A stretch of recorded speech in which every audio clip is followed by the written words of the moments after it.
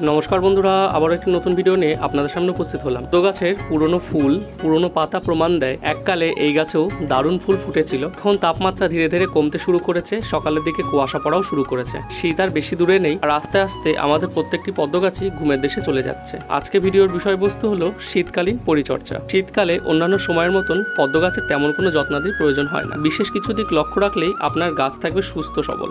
তার মধ্যে সবচেয়ে গুরুত্বপূর্ণ আপনার করণীয় কাজটি হলো গাছের জল একেবারে শুকোতে দেওয়া যাবে না। এখন যাও বা দু একটি পাতা দেখা যাচ্ছে, কিছুদিন পর একটা পাতাও আর এর মধ্যে থাকবে না, শুধু কাদা আর জল। তাও কোনো রকম ভাবেই এখানে জল শুকাতে দেওয়া যাবে না। দ্বিতীয় করণীয় কাজটি হলো পদ্মের গামলা একেবারেই নোংরা রাখা যাবে না। পুরনো পচা পাতা, শ্যাওলা সবসময় পরিষ্কার করে রাখতে হবে। অনেকেই আমাকে জিজ্ঞাসা করছে এই সময় কোনো সার ইউজ করা যায় কিনা। যেহেতু আপনার গাছ এই সময় কোনো ফুল দেবে না, পাতাও দেবে না, তাই অকারণে যদি সার দেন আপনার গাছের টিউবার ক্ষতিগ্রস্ত হবে এবং শীতের শেষে যখন রিপোর্ট করবেন একটি টিউবারও ভালো পাবেন বলে মনে হয় না। গাছকে এই সময় প্রপার রোদে রাখুন। কোনো রকম ভাবেই এক জায়গা থেকে আরেক জায়গা টানা হ্যাচড়া করবেন না। পর্যাপ্ত রোদ এবং নাদায় পর্যাপ্ত জল থাকলেই কাদার তলায় আপনার টিউবার যথেষ্ট সুস্থ থাকবে। আর সর্বশেষ করণীয় জিনিসটি হলো, যাদের অনেক পদ্ম গাছ রয়েছে এই সময় যেহেতু ফুল ফুটবে না, তা শীতের শেষে আপনাদের গাছ গুলিয়ে যেতে পারে। তাই যদি কোনো রকম ভাবে গাছগুলোর নাম চিহ্নিত করে রাখতে পারেন এই সময়, শীতের শেষে গাছ চিনতে অসুবিধা হবে না। এই ছিল আজকে ভিডিওর বিষয়বস্তু। আরও কিছু প্রশ্ন থাকলে অবশ্যই কমেন্ট করুন। ভিডিওটি ভালো লাগলে একটি লাইক করবেন।